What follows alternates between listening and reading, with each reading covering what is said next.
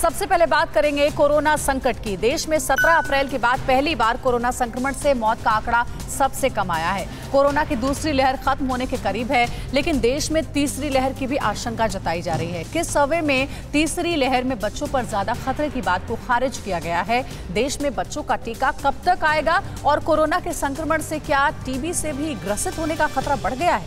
Corona से जुड़ी खबरों के लिए देखते हैं टॉप 9 कोरोना से जंग।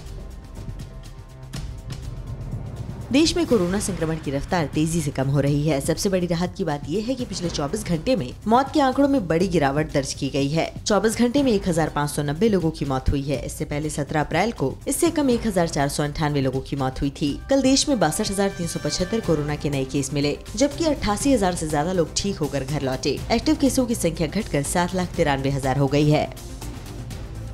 WHO और एम्स के एक साझा सर्वे के मुताबिक कोरोना की तीसरी लहर से बच्चों के ज्यादा प्रभावित होने की संभावना बहुत कम है। 5 राज्यों में 10,000 सैंपल साइज पर किए गए इस सर्वे में कहा गया है कि वयस्कों की तरह बच्चों में भी SARS-CoV-2 सीरो पॉजिटिविटी रेट काफी अधिक है। इसका मतलब है कि बच्चों में भी कोरोना से लड़ने के लिए एंटीबॉडी पाई गई है।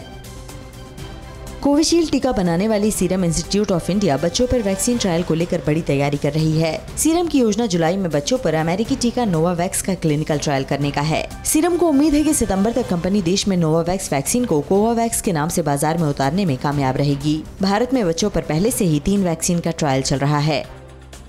कोरोना वायरस और इसके प्रभाव को लेकर हर दिन नए रिसर्च सामने आ रहे हैं। अब ताज़ा रिसर्च में पता चला है कि कोरोना के कारण मरीजों में फिर से टीबी की बीमारी सक्रिय हो सकती है। अमेरिका की मैसाचुसेट्स यूनिवर्सिटी और गुवाहाटी IIT के रिसर्च में पाया गया है कि SARS-CoV-2 वायरस में निष्क्रिय टीबी को फिर से सक्रिय करने की क्षमता हो सकती है।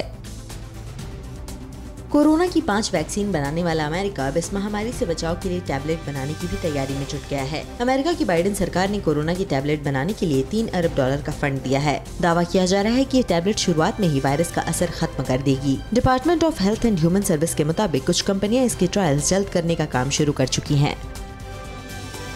कोरोना की रूसी टीके स्पुतनिक वी के साथ जल्द ही बूस्टर डोज भी मिलेगा। स्पुतनिक वी बनाने वाली कंपनी ने बूस्टर डोज को जल्द बाजार में उतारने का ऐलान किया है। भारत में भी स्पुतनिक वी का टीका लोगों को दिया जा रहा है। भारत के अलावा दुनिया के कई और देशों में भी ये टीका लोगों को लगाया जा रहा है। कंपनी के मुताबिक बूस्टर डोज भारत में महामारी की दूसरी लहर में पाए गए डेल्टा वेरिएंट में काफी असरदार होगा।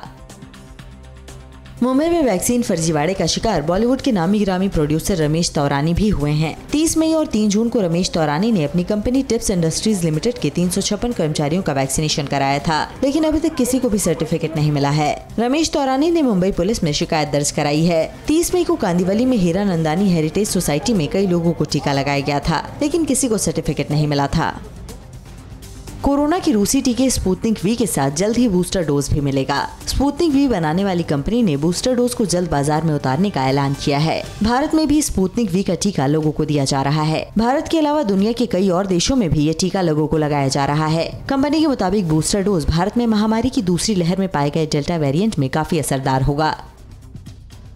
रूसी वैक्सीन स्पुतनिक वी भारत के 9 शहरों में उपलब्ध होगी। हैदराबाद के बाद स्पुतनिक वी वैक्सीन का बेंगलुरु, मुंबई, कोलकाता, दिल्ली, चेन्नई, विशाखापट्टनम, बद्दी, कोल्हापुर और मिर्यालगुड़ा में सॉफ्ट लॉन्च किया गया है। हालांकि फिलहाल अभी लोगों के लिए ये वैक्सीन कोविन पोर्टल पर उपलब्ध नहीं है। स्पुतनिक वी वैक्सीन का भारत में पहला डोज हैदराबाद में 15 मई को लगाया गया था। अड़ी सोमवार से शुक्रवार शाम 6 बजे सिर्फ TV9 भारतवर्ष पर।